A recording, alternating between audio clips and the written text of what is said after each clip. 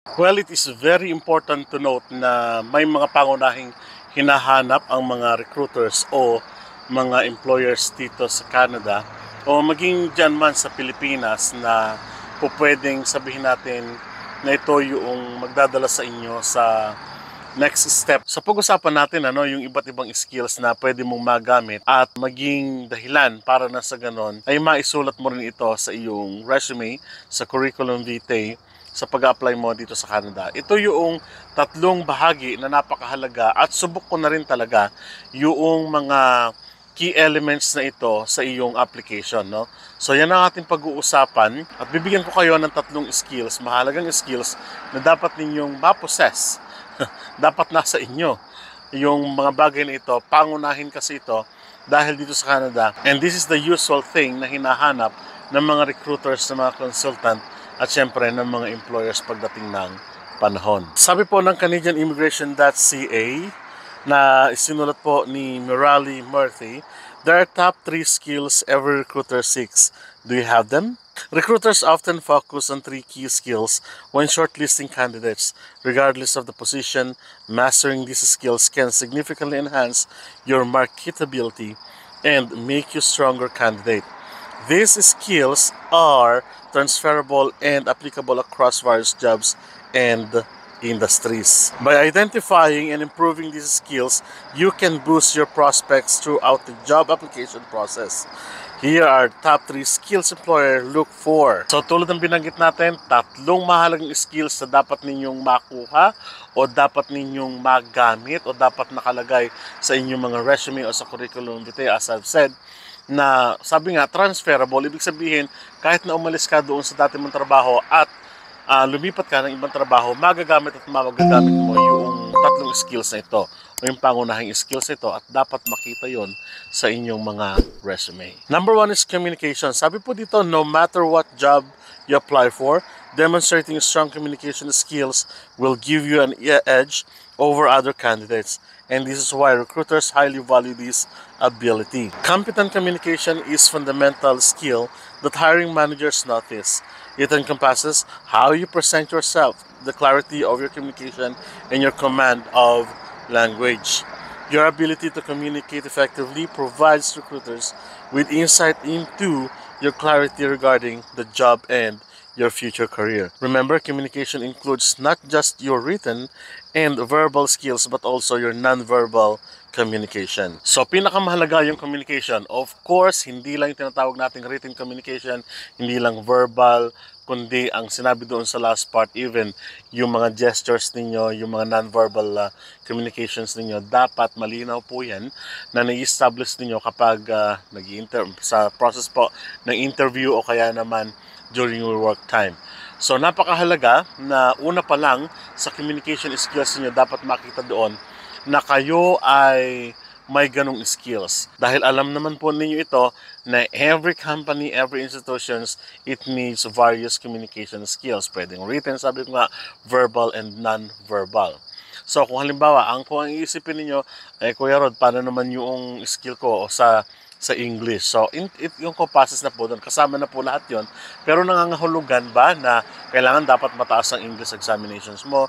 Nangangahulugan ba na dapat ay perfect yung grammar mo? Nangangahulugan ba na kailangan yung skills mo sa pag-i-English ay 100%, parang ganon?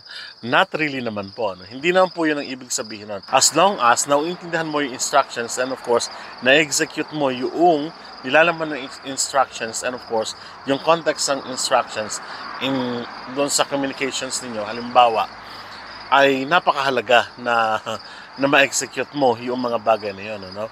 So, ibig sabihin nito, yung pag-intindi sa mga bagay-bagay. For instance, sinabi na bawal magdala ng pabango o kaya naman, bawal magdala ng anumang mababangong bagay o mababahong bagay sa institution and hindi mo naiintindihan yun, o kaya naman, well, if you're not sure, you can ask, Pero ang ibig sabihin natin dito, dapat yung mga simpleng regulations na ganon ay naiintindihan mo and it is also a part of yung tinatawag nating communications, Then sa pakikipagtalastasan mo sa mga kapwa-tao mo, dapat siguraduhin mo lang din, syempre, na nauunawaan ka at na-express mo yung inyong sarili at naiintindihan ka rin nila, no?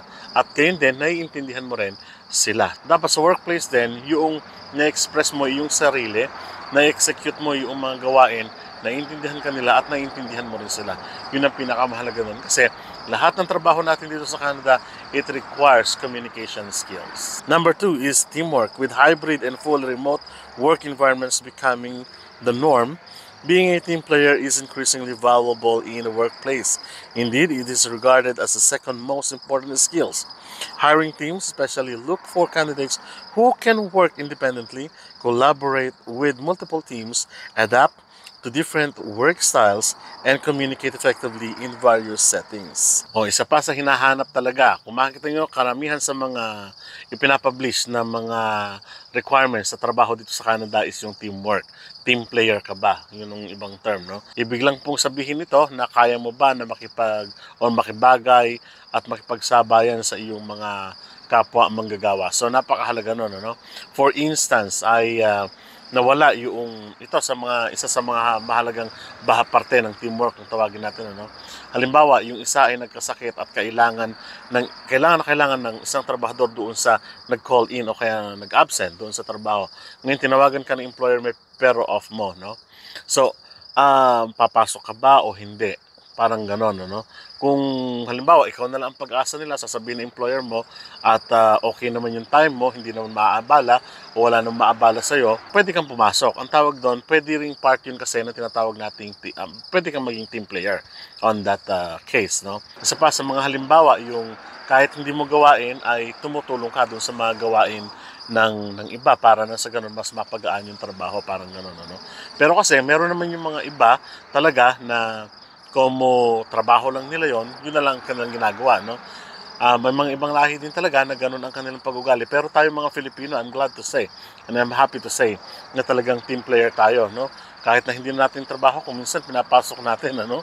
Halimbawa, nasa kahera ka, customer service, pero dapat nasa likod ka, o kaya naman ay nasa kitchen ka, for instance.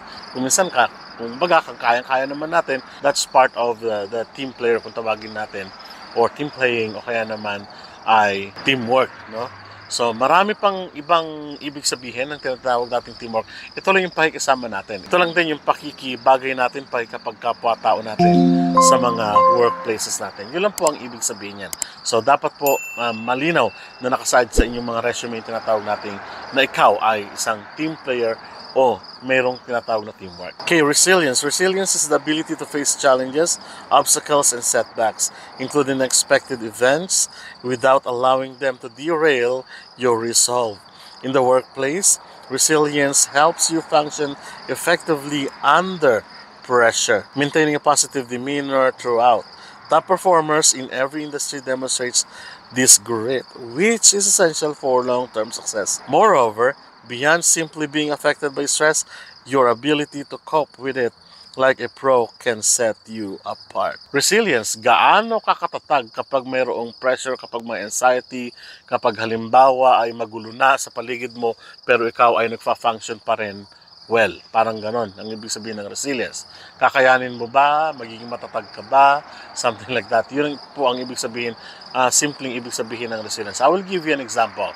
One time po, nagkaroon ng brownout o kaya naman blackout o kaya naman ay pagkawala ng kuryente doon sa aming trabaho at kailangan naming tumawag ng mga parents para kuhanin yung kanilang mga anak kasi nga bawal po na mag-function ang isang daycare center kapag walang kuryente kasi nagre-risk ng tinatawag nating aksidente, no, doon sa workplace. So tinawagan namin yung mga magulang through our cellphone, pero yung isa talagang medyo hindi na siya okay. Sinasabi niya doon na bakit daw ganon, bakit kailangan pang kami ang tumawag sa mga magulang, trabaho daw yun ng mga supervisor, something like that, blah blah blah. Now doon napapasok yung teamwork mo, no? Pero sa pagkakataon na yun, sabi ko, itong tao na to talagang hindi siya yung under pressure sa kanya ay wala sa kanya, kumbaga, no? So nangangahulugan na during that time kailangan kong maging matatag, kailangan kong tignan mabuti yung sitwasyon at kung paano ako action ng matino pa rin, ng na functioning pa rin yung utak ko functional pa rin, yung ginagawa ko sa akin, ako mismo, na hindi naaabala yung iba. So sabi ko sa kanya, okay, mag-calm ka lang dyan, and then I will just do your task. Alam ko, under pressure ka, just relax, sip a coffee, and then umupo ka lang dyan. Sabi ko sa kanya, and then sabi niya, thank you, Rod, dahil sinave mo yung araw ko. Sabi ko naman, that's okay, kasi dumaraan din tayo sa mga ganyan kung minsan. Pero, everyday is not okay na ganyan na magiging situation mo. Sabi ko kasi we are dealing with life. Buhay yung hinahawakan natin dito. At nasa childcare center tayo, so we have to be very careful. Sabi ko sa kanya. At from then on, sabi ko ay tinuruan ko siya kung paano yung mag-cope doon sa situation na gano'n. No? So that's one example of resilience. Gaano ka katatag sa sitwasyon na kung saan mayroong problema, no? Yung tinatawag nating mga skills na yan. Una, communication, makipag-communicate. Pangalawa, yung resilience natin. Pangatlo, yung teamwork na tinatawag natin, no? So, yung mga skills na yan dapat ay ilagay ninyo kung meron kayo mga ganung skills sa inyong mga resume at curriculum vitae. Mahalaga ito sa inyong applications, no? So sana nakatulong yung vlog natin na ito para sa ganon, kahit nakabi-kabilaan yung mga natatanggap natin ng mga hindi magandang balita ngayon ay makatulong pa rin sa application nyo pat magpunta dito sa Canada. So maraming salamat po at kita-kita po tayo sa mga susunod na vlog. Sa muli po, paalam.